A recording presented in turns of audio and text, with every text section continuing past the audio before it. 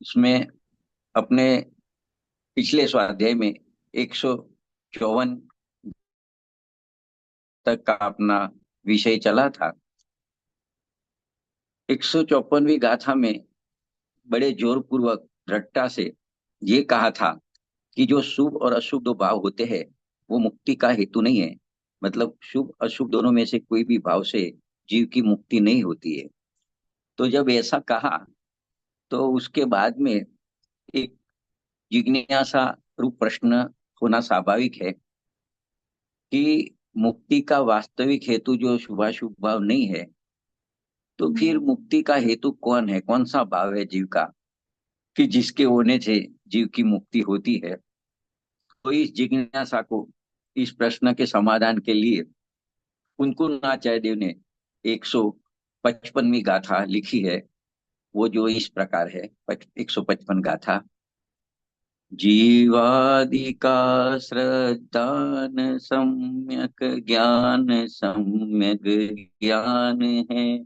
रागादिका परिहार चारित, यही मुक्ति मार्ग है। तो जो शुभाशुभ भाव मुक्ति का कारण नहीं है, तो कौन सा भाव मुक्ति का कारण है? तो कुंकुन आचार्य देव ने शॉर्ट में बता दिया कि जो सम्यक दर्शन, सम्यक ज्ञान, सम्यक चारित्र का जो भाव है वही मुक्ति का कारण था। शॉर्ट में 155वीं गाथा में जवाब दे दिया। और उसको थोड़ा गाथार्थ इस प्रकार से, इसका गाथा का अर्थ कि सम्यक दर्शन क्या है, सम्यक ज्ञान क्या है और सम्यक चारित्र क्या है। तो यहाँ पे लिखते हैं गाथार्थ में कि जीवादि पदार्थ का श्रद्धान वो सम्यक्त्व है, वही जीवादि पदार्थों का जानना वो ज्ञान है। और जो रागादि भाव होता है उसका त्याग वो चारित्र है। यही मोक्ष का मार्ग है, या तो मोक्ष का कारण है, मोक्ष का हेतु है, ऐसा गाथा में कहा।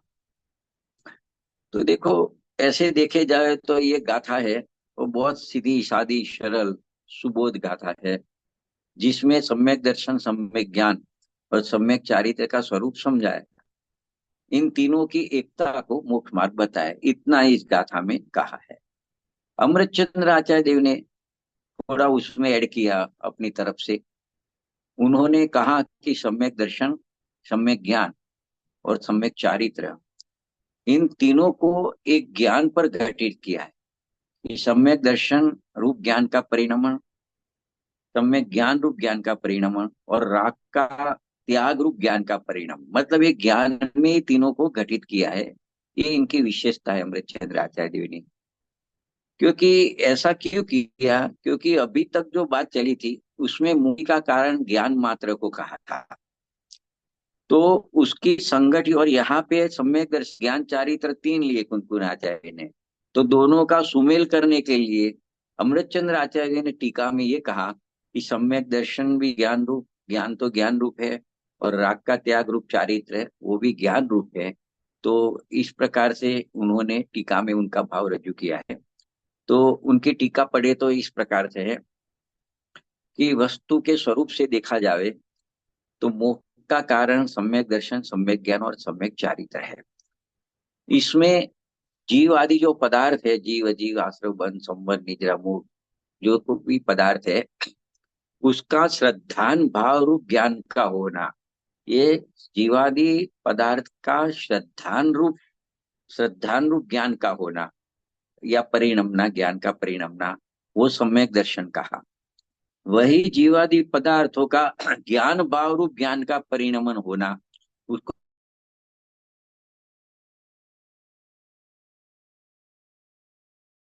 उसको सम्यक चारित्र कहा। इस प्रकार सम्यक तीनों एक ज्ञान का ही परिणमन है, इसलिए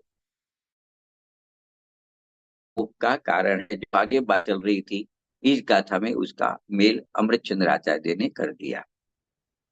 तो देखो, बाद में पंडित जयचंद जी छावड़ा साहब आते हैं, तो उन्होंने भी यही बात को जस्टिफाई किया कि आत्मा का असाधारण स्वरूप नहीं है, इस कारण ज्ञान को ही प्रदान करके विवेचन उन्होंने किया है। धर्म की वजह से सम्यक दर्शन, ज्ञान, चारित्र, इन तीनों स्वरूप ज्ञान का ही परिणमन है, यह कहकर कारण पंडित जयचंद जी छाबड़ा साहब ने भी बताया। और एक बात और उन्होंने ऐड की, जो जयशन आचार्य ने भी ऐड की है, कि ये ज्ञान है उसको अभेद विवक्षा में देखे तो वो ज्ञान ही आत्मा है। तो ऐसा कहने में कोई विरोध नहीं होना चाहिए। इसलिए टीका में कई स्थानों पर, आगे भी आएगा, आचार्य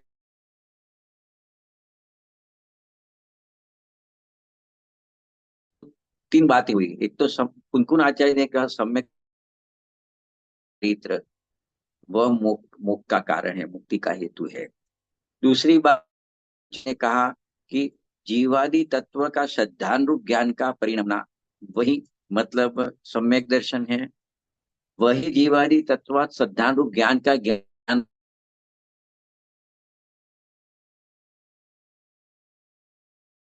सम्यक चारित्र है।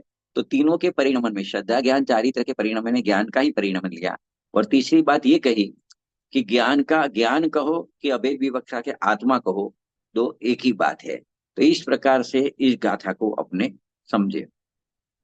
यही बात को पूज्य गुरुदेव श्री कांजी स्वामी ने, उन्होंने भी ये समझाई। उन्होंने कहा जीवादि सात तत्वों का श्रद्धान जो सम्यक दर्शन कहा, वो ज्ञान रूप परिणमन होना, ऐसी बात कही।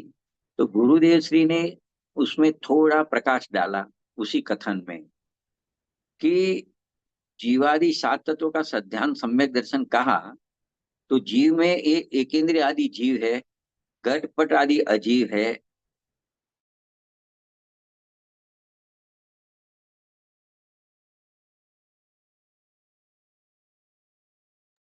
एक स्वरूप है, वितराग स्वभावी है, राग स्वभाव व कर्म स्वभाव रूप नहीं है। ऐसे स्वभाव विभाव की भिन्नता का श्रद्धान रूप वो सम्यक दर्शन है।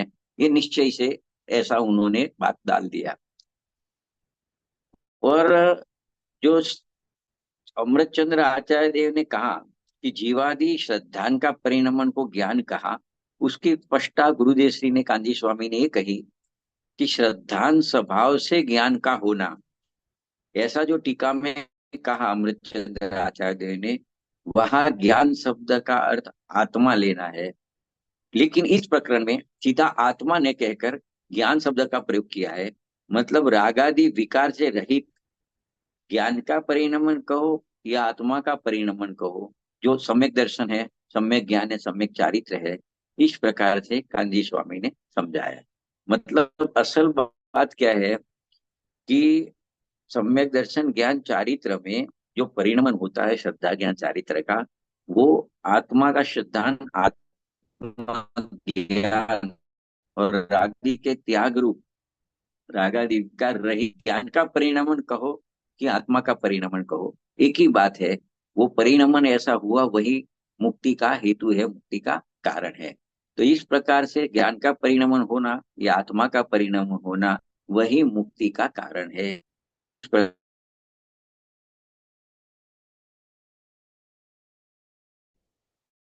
का ज्ञान रूप परिणमन कहा, ऐसा टीका में कहा। हाँ, ज्ञान का अर्थ आत्मा लेना है, एक तो ये बात हो गई। और ज्ञान के परिणमन को ज्ञान कहा, वहां जीवादि जो पदार्थ है, जितने भी तत्व है, तो वो ज्ञान स्वभाव से ज्ञान का होना, परिणमना, उसको ज्ञान कहा है। तो ऐसा कह के कांजी स्वामी ये कहना चाहते हैं कि यहाँ खाली शास्त्र ज्ञान नहीं लेना है, या शास्त्र से माध्यम से जीव का ज्ञान किया, वन संबंध निद्रा का ज्ञान किया, वह ज्ञान नहीं लेना है। असल में तो वो सब तो परलक्षी ज्ञान है।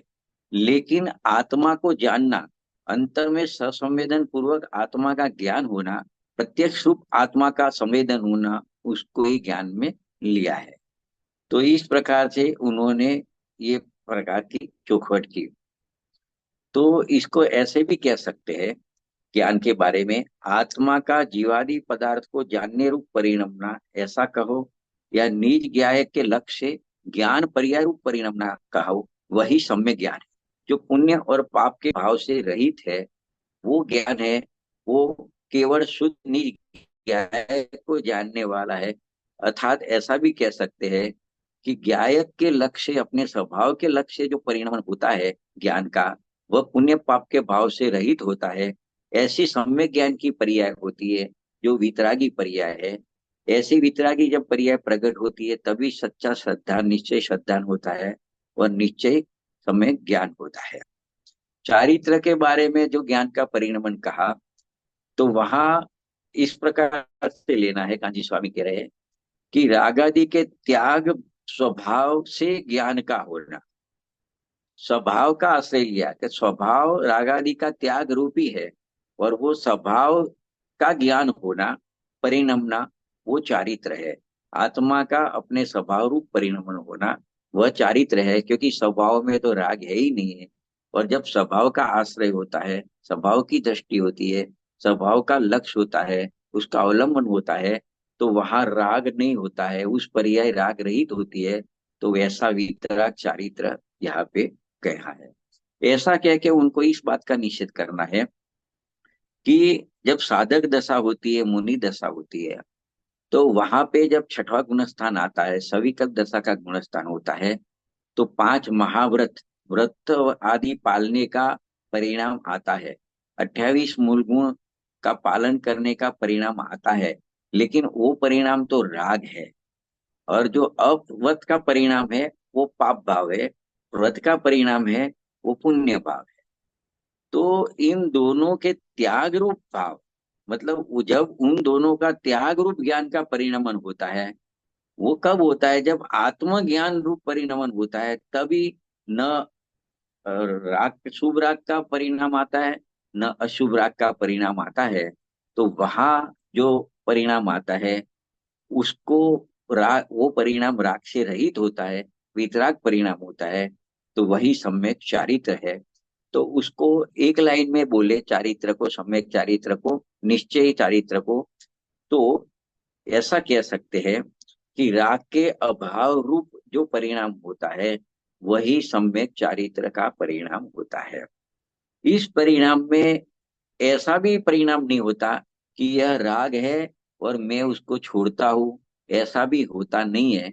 लेकिन जब परिणाम अपना उपयोग अपने स्वरूप में लीन होता है, तब राग की उत्पत्ति ही नहीं होती है। यही असल में निश्चय से सम्यक चारित्र रूप परिणाम है।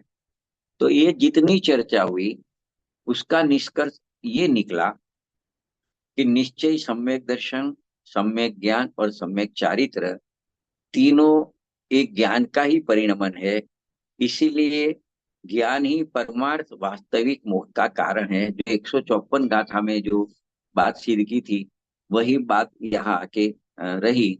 मतलब यहाँ भले सम्यक दर्शन, ज्ञान, चारित्र परिणमन वही मोक्ष का हेतु का कारण कहा, लेकिन वो सब एक ज्ञान का ही परिणमन है, ऐसा सिद्ध करके 154 और 155 गाथा का समन्वय किया। देखो, एक और आचार्य हो गए जिन्होंने समय सार की टीका लिखी है, वो जयसेन आचार्य है। उन्होंने निश्चय व्यवहार की संधि की है इसमें, ये गाथा में। उन्होंने इस प्रकार से बताया कि जीवादि 9 पदार्थ, जीव, अजीव, आश्रव, बंध, संबंध, निद्रा, मोक्ष, पुण्य और पाप, वो 9 पदार्थ। तो इसके लिए क्या कहते हैं कि विपरीत अभिनिवेश रहित श्रद्धा, जीवादि 9 पदार्थों का विपरीत अभिनिवेश रहित श्रद्धान, वो ही सम्यक दर्शन है। विपरीत अभिनिवेश, अभिनिवेश એટલે अभिप्राय। जो 9 पदार्थ है उसके बारे में विपरीत अभिप्राय से रहित जो श्रद्धा का परिणमन होता है, वही सम्यक दर्शन है।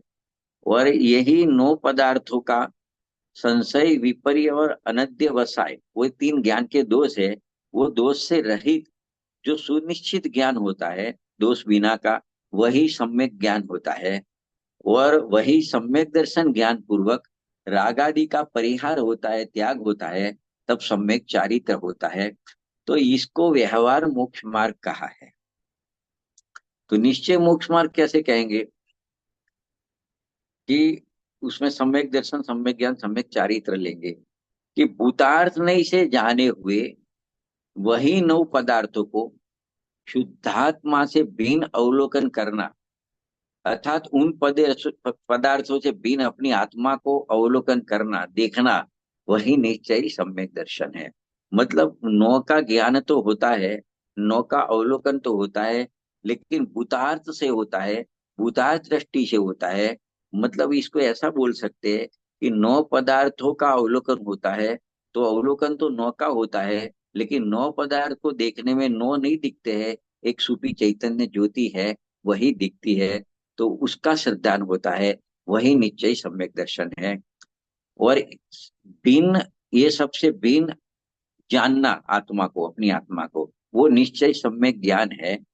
और इन सम्यक दर्शन, सम्यक ज्ञान पूर्वक रागादि विकल्पों से रहित होकर निशुद्धात्मा में रमना, लीन होना, स्थिर होना, वही निश्चय सम्यक चारित्र है। और यही निश्चय मोक्ष का मार्ग है। तो इस प्रकार से व्यवहार मोक्ष मार्ग बताया, सम्यक दर्शन, सम्यक ज्ञान, सम्यक चारित्र, और निश्चय सम्यक दर्शन, सम्यक ज्ञान, सम्यक चारित्र बताया। ऐसा खुलासा जयसेन आचार्य देव ने किया। तो ऐसे देखने जावे तो ये जो निश्चय सम्यक दर्शन ज्ञान चारित्र की परिभाषा है, तो वो समझो कि समय सार की 13वीं गाथा में है। भूतार्थ से जाने ले जीव अजीवड़ी पुण्य पाप ने आश्रव संबंध निद्रा बंध मोक्ष के सम्यक तो समझो समय सार की 13वीं गाथा आती है। और ऐसी की ऐसी बात, ये अमृतचंद्र आचार्य देव का पुरुषार्थ सिद्धि उपाय नाम का एक ग्रंथ है, उसकी 22 नंबर की गाथा है। उसमें ऐसा निश्चय सम्यक दर्शन किसे कहते, उसके लिए गाथा लिखी है। 34 नंबर की गाथा है वो निश्चय सम्यक ज्ञान के लिए लिखी है। और 39 नंबर की गाथा है निश्चय सम्यक चारित्र के लिए लिखी है। तो जयसेन आचार्य देव ने अपनी टीका की 145 गाथा की, उसमें जो अमृतचंद्र आचार्य देव ने टीका की है, उसका भाव नहीं लेते हुए यही अमृतचंद्र आचार्य देव ने 13वीं गाथा समय सार की है। और उनका एक मौलिक ग्रंथ है पुरुषार्थ सिद्धि उपाय। उनकी 22, 34 और 39 गाथा में जो दर्शन ज्ञान चारित्र की परिभाषा ली है, वो उन्होंने ली है। तो इस प्रकार से एक तो बात जयसेन आचार्य देव ने, एक तो ये बात की। दूसरी, उन्होंने एक बात का खुलासा किया अपनी टीका में कि ऐसा सम्यक दर्शन, सम्यक ज्ञान और सम्यक चारित्र की जिसकी अभी परिभाषा निश्चय से बताई, तो वो तीनों की परिभाषा बताई। तो उनके छंद में अंतिम पद में उन्होंने लिखे आत्मा रूपम तत्, ऐसा एक शब्द लिखा। तो ये शब्द ये बताता है कि ये तीनों आत्मा रूप है, अथवा तो आत्मा का स्वरूप ही है। ऐसी बात भी उन्होंने लिखी है अपनी टीका में। तो ये इनकी आत्मरूपता, यानी दर्शन ज्ञान चारित्र की आत्मरूपता, इनके निश्चय स्वरूप को बताती है। क्योंकि एक बाजू निश्चय सम्यक दर्शन ज्ञान पर्याय लिए, तीन भेद लिए, और वो आत्मा का ही परिणमन लिया, आत्मा का रूप ही लिया। तो इस प्रकार से ये निश्चय की परिभाषा बन जाती है। और बाकी के जो कुछ भी शेष विशेषण लिए, नौ पदार्थ को जानना, नौ पदार्थ का अवलोकन करना, ये सब जो राग का त्याग करना, ये सब जो विशेषण लिए, वो सब व्यवहार को बताने वाले। और ये आत्मरूपता वाला जो शब्द लिया, वो निश्चय को दिखाने वाला है। इस प्रकार इनकी ये तीन परिभाषा है दर्शन ज्ञान चारित्र की, उनमें निश्चय और व्यवहार दोनों प्रकार की परिभाषा उसमें समावित हो जाती है। तो इस प्रकार से जयसेन आचार्य देव ने भी 155 गाथा का इस प्रकार से अर्थ किया। तो देखो, ये गाथा में इतना तो सुनिश्चित हो गया। अपने कितने आचार्य को देखा, कुनकुन आचार्य देव को देखा, अमृतचंद्र आचार्य देव को देखा, पंडित जयचंद जी छावड़ा साहब को देखा, पूज्य कांजी स्वामी को देखा, और जयसेन आचार्य को देखा। इतने पांच पांच ज्ञानियों के वचन में से एक बात सुनिश्चित होती है कि मुक्ति का कारण क्या है। वो बात उन्होंने निश्चित की कि अपना जो त्रिकारी ध्रुव द्रव्य स्वभाव है, वो आत्मा, अथवा वो आत्मा का आश्रय से उत्पन्न होने वाली जो सम्यक दर्शन ज्ञान चारित्र की पर्याय है, परिणति है, वही मुक्ति का एकमात्र कारण है। इतना इसमें नक्की होता है। इस प्रकार से कुनकुन आचार्य देव की 155 नंबर की गाथा पूर्ण हुई। उसमें तीन बात हुई कि निश्चय सम्यक दर्शन ज्ञान चारित्र रूप आत्मा का ज्ञान का परिणमन है, वही मुक्ति का कारण है। वो सम्यक दर्शन ज्ञान चारित्र जो निश्चय परिणमन है, वह ज्ञान का ही परिणमन है, और वो ज्ञान का परिणमन है, वो आत्मा का परिणमन है। इस इस प्रकार से इसको 155 गाथा अपनी पूरी होती है। देखो आगे 156वीं गाथा आएगी, उसमें क्या बताएंगे, उसमें यह स्पष्ट करेंगे कि ये जो दर्शन ज्ञान चारित्र है, या वो सब ज्ञान का परिणमन है, उसके अलावा अन्य जो कोई भी भाव है, चाहे अशुभ भाव होए, चाहे शुभ भाव होए, चाहे पाप का परिणाम होए, चाहे पुण्य का परिणाम होए, या तो उस संबंधी जो प्रवृत्ति होती है, जिन्हें यहाँ एक कर्म के नाम से अभिहित किया गया है। तो देखो अलग से ऐसा नहीं बोलेंगे शुभ भाव, अशुभ भाव, पुण्य भाव, पाप भाव, या तो उसकी प्रवृत्ति, उस तत्व की प्रवृत्ति, ऐसा नहीं बोलेंगे, खाली ऐसा बोलेंगे, कर्म शब्द बोलेंगे। तो कर्म बोले तो ये सब समझ लेना। तो इसमें ये कहना है कि कर्म जो है वो मुक्ति का कारण नहीं है। मतलब दो बात आ गई, अस्ति नास्ति। एक, दर्शन ज्ञान चारित्र ज्ञान का परिणमन ही मुक्ति का कारण है, या अस्थि हुई, या तो नास्ति से बोले तो डिटेल में करे तो शुभ अशुभ भाव, पुण्य पाप, और उस तरफ की प्रवृत्ति, और शॉर्ट में बोले तो कर्म मुक्ति का कारण नहीं है। तो ये बात को 156 नंबर की गाथा में कहेंगे। तो देखो 156 नंबर की गाथा है, उसको पढ़ रहा हूं। विद्वान गण भूतार्थ तज, वर्तन करे व्यवहार में, पर कर्म क्षय तो कहा है, परमार्थ आश्रित संत के।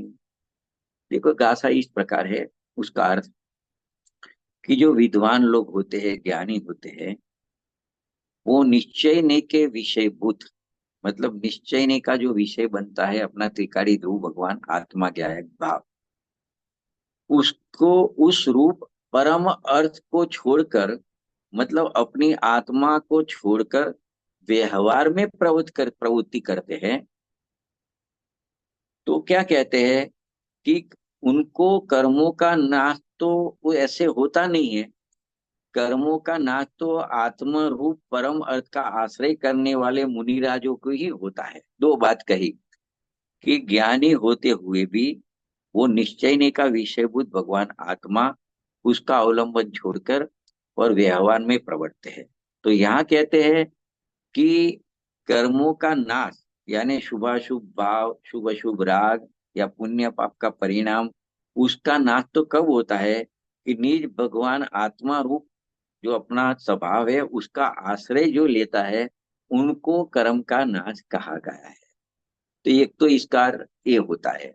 उसको और दूसरी तरह से भी समझ सकते हैं कि ये गाथा में ये कहना चाहते हैं गुनगुनाचार्य देव कि विद्वान लोग निश्चय ने के विषयभूत निज भगवान आत्मा को छोड़कर व्यवहार में परिवर्तन नहीं करते हैं, क्योंकि कर्मों का नाश तो परमात्मा का आश्रय लेने वाले मुनिवरों को ही होता है, उनको ही कहा गया है। देखो इसको और थोड़ा देखते हैं, जैसे आचार्य देव ने इसको अधिकरण का प्रयोग इसमें लगाया है। वो उन्होंने अर्थ इस प्रकार से किया है कि निश्चय अर्थ को छोड़कर, निश्चय अर्थ, निश्चय नय अर्थ, निश्चय अर्थ એટલે अपना स्वभाव, उसको छोड़कर व्यवहारने के विषय में विद्वान ज्ञानी लोग प्रवृत्ति नहीं करते हैं। क्यों नहीं करते हैं? क्योंकि कर्मों का क्षय तो सम्यक दर्शन ज्ञान चारित्र रूप एकाग्र परिणति वाले और निशुद्धात्मा की भावना रूप परमात्मा के आश्रित रहने वाले मुनियों को ही होता है। तो सिंपल बात है। यहाँ गाथा में शब्द ज्यादा रहते हैं, विशेषण सहित रहते हैं, तो लंबा हो जाता है। शॉर्ट में क्या कहते हैं कि जो ज्ञानी पुरुष होते हैं वो व्यवहारने के विषय में प्रवृत्ति नहीं करते। व्यवहारने का विषय जो होता है, राग आदि होता है, ज्ञानी के लिए शुभ राग होता है, उसमें प्रवृत्ति नहीं करते, शुभ राग में प्रवृत्ति नहीं करते, क्योंकि उनको कर्मों का क्षय करना है, संसार का अभाव करना है।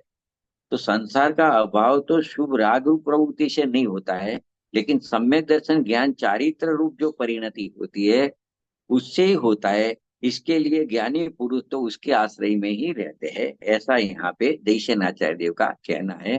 कुनकुन आचार्य देव का भी यही कहना है। देखो अमृत चंद्र आचार्य देव भी उसी तरह से उसी बात को समझा रहे हैं। उनकी भाषा देखे टीका की तो इस प्रकार से है कि कुछ लोग मोक्ष का जो परमार्थ कारण है उससे भिन्न, मोक्ष का परमार्थ कारण यानी सम्यक दर्शन, सम्यक ज्ञान, सम्यक चारित्र रूप परिणमन होना, निश्चय सम्यक दर्शन ज्ञान चारित्र रूप परिणमन होना, उससे भिन्न जो व्रत तप आदि जो शुभ कर्म है, शुभ राग है, उनको मोक्ष का हेतु मानते हैं और उन सभी का निषेध किया गया है।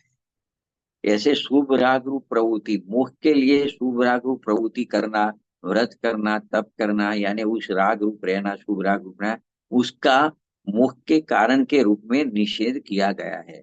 क्योंकि उसका भी कारण है, ये व्रत आदि है वो अन्य द्रव्य के स्वभाव वाले उद्गल स्वरूप है, ऐसा यहाँ कहना चाहते हैं।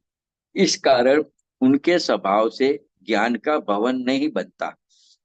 जो परमार्थिक मोक्ष का हेतु है वह एक द्रव्य स्वभाव वाला है और उसके स्वभाव द्वारा ज्ञान का परिणमन होता है। देखो दो बात हुई, अन्य द्रव्य के स्वभाव वाला और एक द्रव्य स्वभाव वाला, मतलब जीव के स्वभाव वाला। तो यहाँ कहते हैं व्रत आदि का जो राग होता है वह वह परमार्थ कारण से भिन्न अन्य द्रव्य के स्वभाव वाला, मतलब पुद्गल रूप है। और जो ज्ञान का परिणमन होता है, सम्यक दर्शन ज्ञान चारित्र का परिणमन होता है, वह जो परमार्थ कारण है मोक्ष का, और वो एक द्रव्य स्वभाव वाला है, मतलब जीव स्वभाव वाला है। क्योंकि श्रद्धान भी जीव का होता है, आत्मा का, ज्ञान भी आत्मा का होता है और लीनता स्थिरता भी आत्मा की होती है।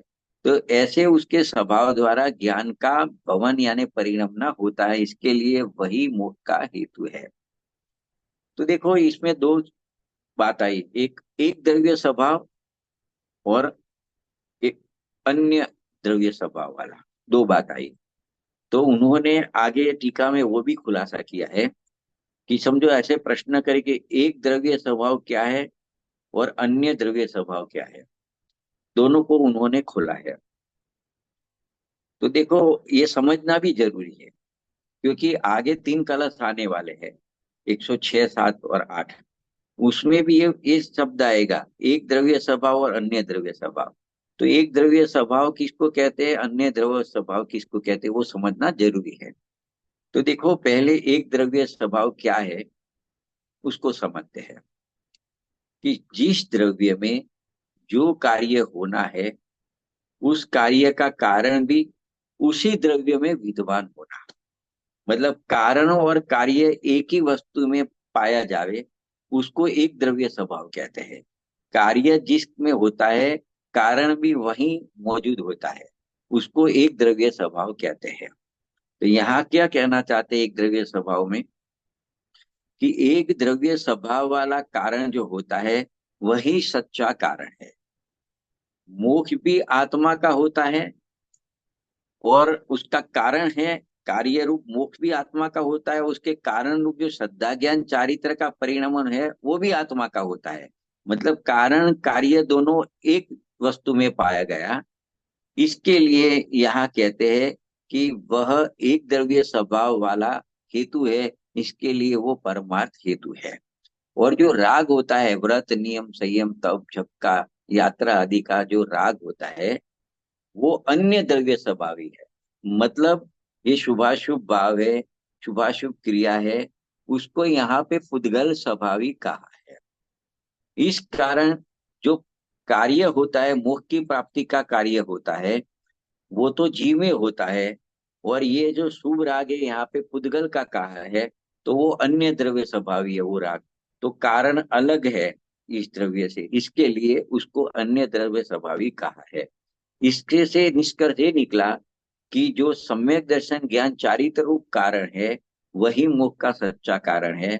शुभ राग जो रूप जो कारण है वो अन्य द्रव्य स्वभाव होने से वो मोक्ष का हेतु कभी नहीं हो सकता है, ऐसा अमृत चंद्र आचार्य देव ने समझाया है। तो एक बात पर ध्यान केंद्रित यहाँ किया गया है कि आत्मा के आश्रय से होने वाला जो दर्शन ज्ञान चारित्र रूप ज्ञान का परिणमन है, वही मोक्ष का हेतु है। शुभाशुभ भाव रूप पुण्य पाप मोक्ष का कारण नहीं है। बार बार 154 में जो बात आई थी, 155 में भी आई, 156 में भी एक द्रव्य स्वभाव और अन्य द्रव्य स्वभाव बता के वही बात को कह रहे हैं। देखो, पूज्य गुरुदेव श्री की बात करें कांजी स्वामी, तो उन्होंने इस प्रकार से इसका स्पष्टीकरण किया है। उन्होंने सीधी बात ऐसे उठाई है, उनको बात तो यही सिद्ध करना है कि ये शुभाशुभ राग है वो मुक्ति का कारण नहीं है। सम्यक दर्शन ज्ञान चारित्र जो आत्मा के आश्रय से होता है वही मुक्ति का कारण है। वही बात के हथौड़ा मार मार के समझा रहे हैं। तो देखो, कांजी स्वामी भी क्या कह रहे हैं कि दया, दान, व्रत, तप, भक्ति आदि को शुभ भाव कहेंगे। बराबर। वो ऐसे देखने जावे तो मोक्ष का वास्तविक कारण नहीं है। तथापि कुछ लोग मोक्ष का उसको परमार्थ कारण मानते हैं। तो ऐसे लोगों के भ्रम का निरावरण करने के लिए एवं परमार्थ मोक्ष का कारण क्या है उसका ज्ञान कराने के लिए यहाँ पे कहते हैं कि वो समस्त शुभ भावों में मोक्ष मार्ग के कारण पड़ने का निषेध है, ऐसा इस गाथा में टीका में कह रहे हैं। गुरुदेव सिंह ने सीधा इस प्रकार से बात बताई कांजी स्वामी ने। मतलब निष्कर्ष एक ही निकलता है 156 गाथा का कि अपना भगवान आत्मा वो त्रिकाल स्वभाव जो है अपना, तो जैसे वो शुद्ध चैतन्य स्वभाव है उसी प्रकार वर्तमान पर्याय में भी ऐसा का ऐसा चैतन्यपना, ये स्वभाव वितराग स्वरूप है तो पर्याय भी वितराग भाव से परिणमित हो जावे, वही मोक्ष मार्ग है, वही मोक्ष का सच्चा कारण है। लेकिन उनसे भिन्न जो व्रत तप वगैरह शुभ कर्म रूप या शुभ भाव रूप राग होता है, ये यथार्थ मोक्ष का कारण नहीं है, वो मोक्ष मार्ग नहीं है। तो इस प्रकार से 156वीं गाथा पूरी हुई। इसमें तीन ज्ञानियों के वचन लिए, कुंकुन आचार्य देव, अमृत चंद्र आचार्य देव और कांजी स्वामी के तीनों के अभिप्राय अपने लिए। अभी देखो, इतना पूरा होने के बाद आता ही अमृत चंद्र देव ने टीका तो लिखी 156 गाथा की, बाद में उन्होंने उसी को पुष्ट करने वाले दो कलश लिखे और एक तीसरा कलश लिखा, वो आगामी जो गाथा आने वाली है 157, 58, 59, उस गाथा की सूचना दे दी। तो इस प्रकार से 156 गाथा के बाद में तीन कलश लिखे हैं, काव्य लिखे हैं। दो काव्य तो है 156 गाथा की पुष्टि करते हैं, तीसरा काव्य है वो आगे जो विषय आने वाले उसकी सूचना के रूप में है। वो कलश इस प्रकार से है, 106 नंबर का कलश है और 107 नंबर का वो आगे की बात को, पहले पिछली बात को पुष्ट करते हैं। तो देखो 106 नंबर के श्लोक में क्या कहा, ज्ञान जो है, ज्ञान का परिणमना है, वो एक द्रव्य स्वभावी होने से ज्ञान के स्वभाव से ज्ञान का परिणमन बनता है, इसलिए ज्ञान ही मोक्ष का कारण है। एक बात तो ये आगे चली, वो आगे 106 नंबर के कलश अलग से लिखा उसके लिए। 107 नंबर कलश में नास्ती वाली बात लिखी, 106 में अस्थि वाली बात लिखी, 107 में नास्ती वाली लिखी, कर्म की बात की, 106 में ज्ञान की बात की, उसको एक द्रव्य स्वभावी कहा। वो एक द्रव्य स्वभावी होने से आत्मा ज्ञान स्वरूप है और उसका परिणमन भी ज्ञान रूप होता है, और संपूर्ण ज्ञान रूप परिणमन होता है तो मोक्ष होता है। तो आंशिक ज्ञान रूप परिणमन होना वो मोक्ष का कारण बता दिया। 107 में क्या कहते हैं, कर्म की बात कही, मतलब कर्म में शुभ राग अशुभ राग सब कुछ ले लेना, पुण्य पाप के परिणाम उसकी क्रिया सब ले, उसका एक नाम कर्म दिया। कर्म को अन्य द्रव्य स्वभावी कहा, या तो उसको पुद्गल स्वभावी कहा, क्योंकि पुद्गल जीव से अन्य है। तो वो अन्य द्रव्य स्वभावी होने से उसका परिणमन कर्म रूप होता है, ज्ञान रूप नहीं होता है। इसीलिए ये कर्म है वो मोक्ष का कारण बन सकता नहीं है। तो ये 106 और 107 कलश तो 156 गाथा की पुष्टि की। और 108 नंबर का श्लोक है, वो आगे जो बात आने वाली है उसकी सूचना देते हैं। तो यहाँ आगे क्या कहना है, ये दो बात हो गई कि ज्ञान सच्चा कारण है मोक्ष का, कर्म सच्चा कारण नहीं है, ये बात तो हो गई। अभी आगे गाथा में क्या बात आने वाली है, वो 108 कलश में कहते हैं कि ये कर्म है वो मोक्ष का कारण है, उसको दान करने वाला है, ढकने वाला है, उसको कट करने वाला है, उसको अवरोध करने वाला है। और वो कर्म स्वयं ही बंध रूप है, क्योंकि चाहे शुभ राग होए कि अशुभ राग होए, राग बंध का लक्षण है, तो स्वयं बंध स्वरूप है और मुख के कारण को ढकता है। ऐसा स्वभाव वाला होने से कर्म का निषेध किया है, आगे की गाथाओं में कर्म का निषेध किया है, शुभाशुभ भाव का निषेध किया है। तो ये सूचना दे दी 108 नंबर के श्लोक में। बराबर। तो इसका थोड़ा भाव इस प्रकार से ले सकते, कांजी स्वामी ने उसको स्पष्ट किया है, ये ये कलशों को, तीनों कलश को। तो देखो, उन्होंने ऐसे कहा, जानना, श्रद्धान करना और लीन होना, ये तीनों एकमात्र जीव द्रव्य स्वाभाविक है। मतलब जानना भी किसको, आत्म द्रव्य को, श्रद्धान की किसका करना, आत्मा का करना, लीनता स्थिरता भी किसमें करनी, आत्मा में करनी है। तो वो चैतन्य स्वभावी है, मतलब आत्मा चैतन्य स्वरूप है और उसका श्रद्धान हुआ वो चैतन्य रूप हुआ। आत्मा चैतन्य स्वरूप है, उसका ज्ञान भी हुआ वो भी चैतन्य रूप हुआ। और वो स्थिरता भी, लीनता हुई, उसमें भी चैतन्य स्वरूप ही हुआ या वितराग स्वरूप ही हुआ। और अभी राग की बात करें, तो राग की क्रिया से भिन्न रहकर आत्मा का जो अंतर में परिणामन हुआ, वह चैतन्य स्वभावी होने से ज्ञान का अर्थात आत्मा का ही परिणमन कहा जाता है। तो आत्मा द्रव्य के शुद्ध स्वभाव के आश्रय से ही आत्मा द्रव्य का शुद्ध परिणमन होता है। इसमें किसी परद्रव्य की या राग के आश्रय की अपेक्षा नहीं होती है। कुछ ऐसा प्रकार का राग हुए, मंद राग हुए, तो वितराग भाव रूप परिणमन हुए, ऐसी कोई भी राग की अपेक्षा नहीं होती है। तो देखो, इस कलश में बहुत सार भरा है, बहुत मार्मिक कलश है कि ज्ञान, श्रद्धान व शांति रूप वितराग परिणति, ये तीनों को एक द्रव्य स्वभावी, जीव द्रव्य स्वभावी कहा और उसी को मोक्ष का कारण कहा। और जो राग की क्रिया है उसको अन्य द्रव्य स्वभावी होने से उसको धर्म का कारण वो नहीं हो सकता, ऐसा यहाँ पे कहा। और वो जो अन्य कर्म की, राग की क्रिया या धर्म है, उसको खोले तो जो व्रत, तप, दान, भक्ति, पूजा आदि जितने भी शुभ भाव है, वो सबको अन्य द्रव्य स्वभावी अथवा पुद्गल स्वभावी कहा है, क्योंकि ये सब भाव है वो आत्मा का स्वभाव नहीं है।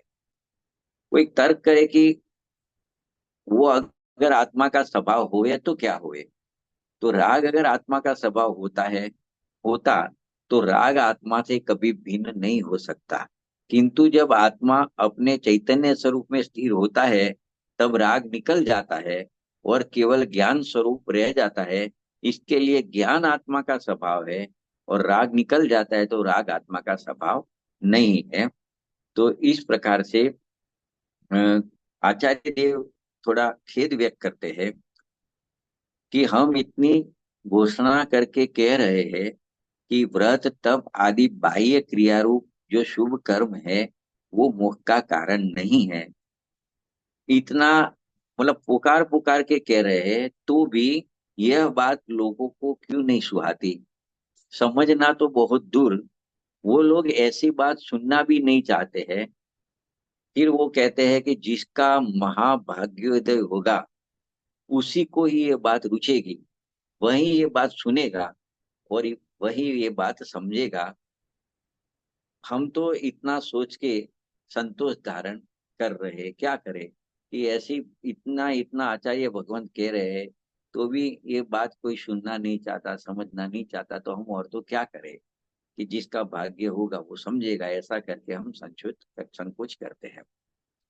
देखो, ये जो तीन कलश लिखे उसके ऊपर एक टीका और लिखी गई है, कलश के ऊपर टीका, कलश खुद टीका है, समय सार के गाथा की टीका है, अमृतचंद्र आचार्य ने काव्य में लिखा।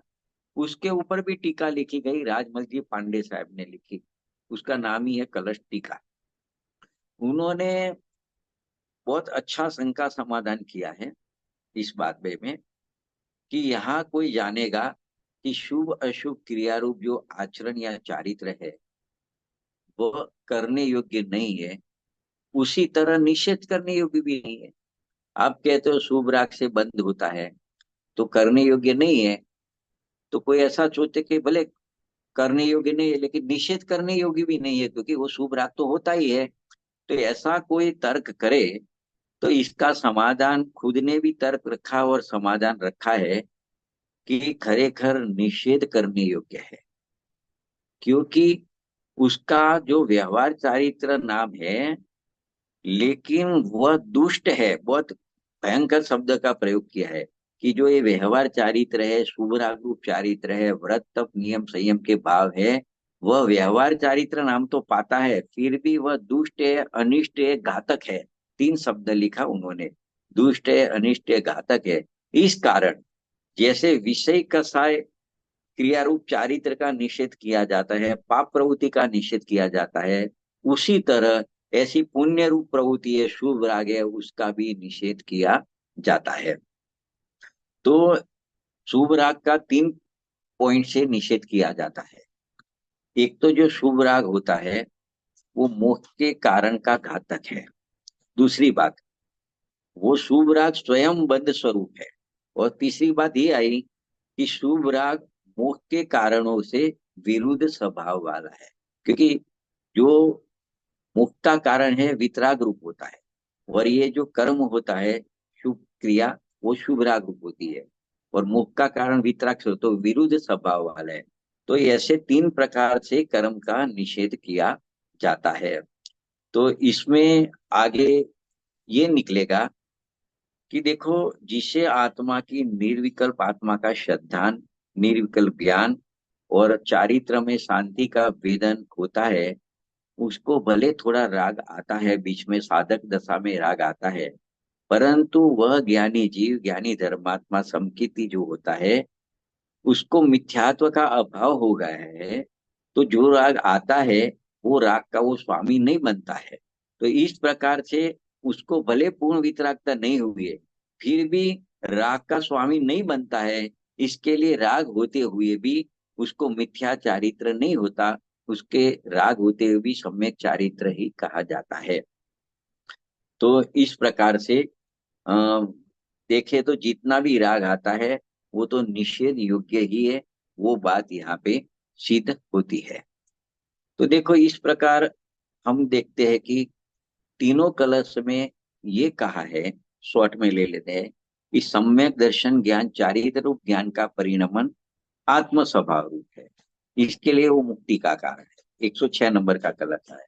107 नंबर का कलश ये आया कि शुभाशुभ भाव रूप जो परिणमन होता है, उसको यहाँ पे कहा पुद्गल स्वभाव है, क्योंकि वो आत्मा का स्वभाव नहीं है, विभाव है, तो उसको पुद्गल में डाल दिया। पुद्गल स्वभाव होने से वो मुक्ति का कारण नहीं है। दो बात हो गई। तीसरी बात ये आई कि वह शुभाशुभ राग मुक्ति का निरोधक ही है, अतः उन कर्मों का मुक्ति के मार्ग में निषेध किया गया है। तो इस प्रकार से तीन कलश के भाव बताया।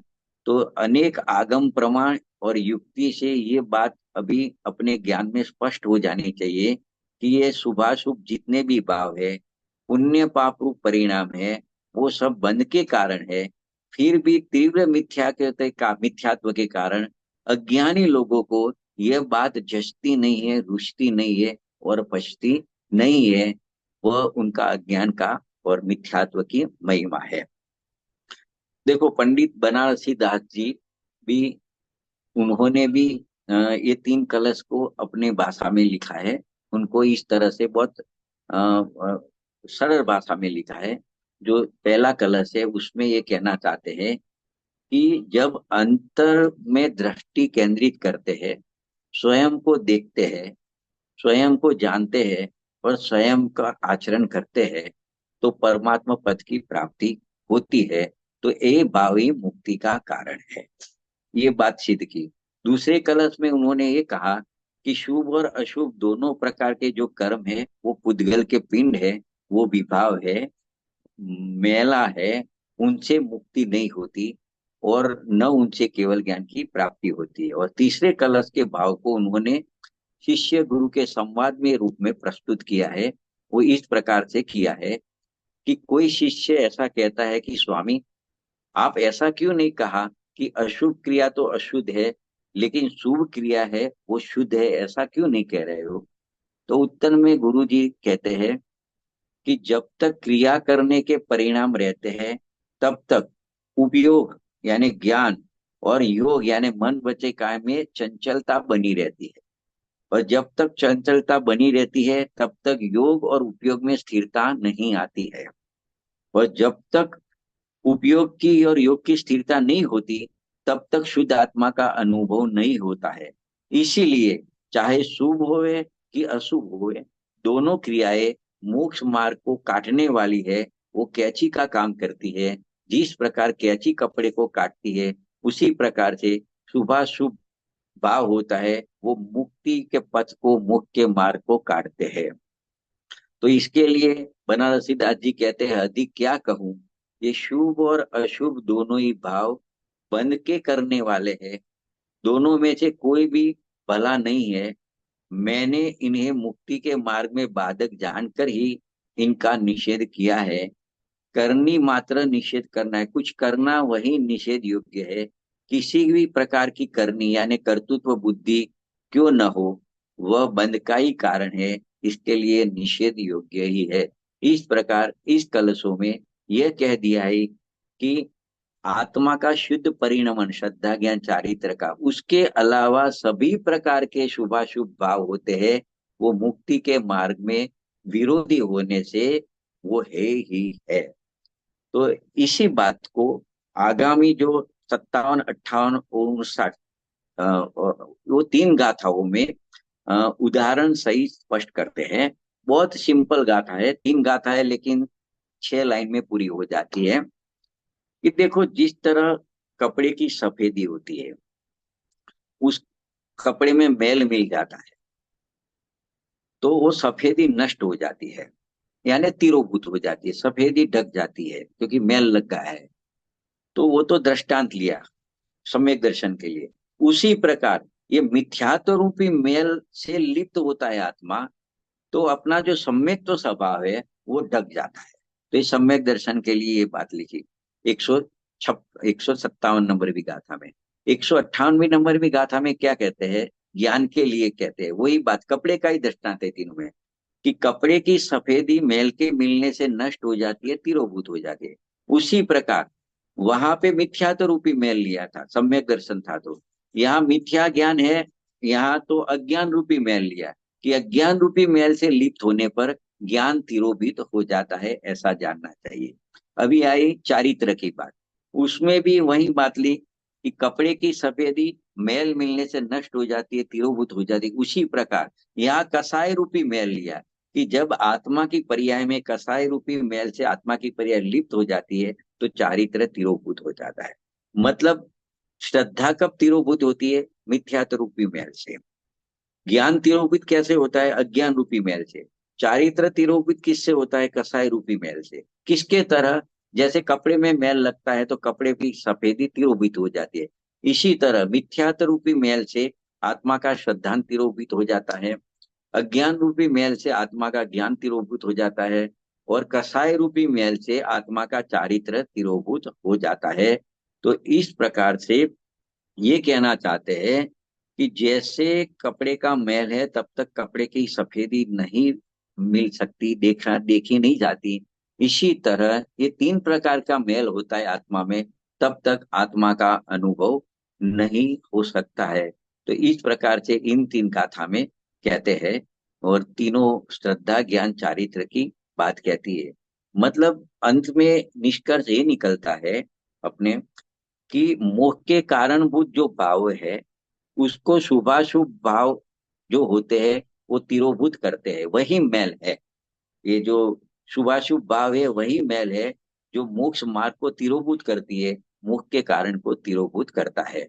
तो इस प्रकार से सुनिश्चित ये किया, आज जितना विषय चला उसको एक लाइन में बोले तो शुभाशुभ भाव रूप कर्म जो बंध का कारण होने से निषेध करने योग्य है, और सम्यक दर्शन ज्ञान चारित्र है वो मोक्ष का कारण होने से प्रकट करने योग्य है। ये आज का स्वाध्याय का पूरा निचोड़ 2 लाइन में इतना ही है। इसमें अपने 155, 56, 57, 58, 59 इतनी गाथा ली, और 106, 107, 108 कलश लिए। उसका निष्कर्ष यही रहा कि शुभाशुभ जो भाव होते हैं, शुभ अशुभ राग होते हैं, वो बंध के कारण है, इसके निषेध करने योग्य है। और आत्मा का श्रद्धा ज्ञान चारित्र रूप परिणमन होता है। उसको एक लाइन में बोले तो ज्ञान का परिणमन होता है, वही मुक्ति का असली कारण है।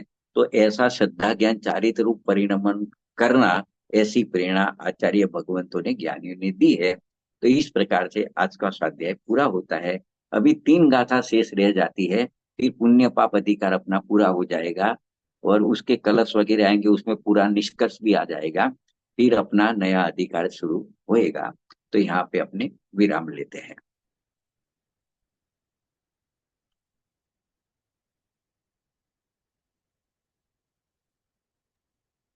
बहुत बहुत धन्यवाद संजय जी। सर रिकॉर्डिंग था आपका?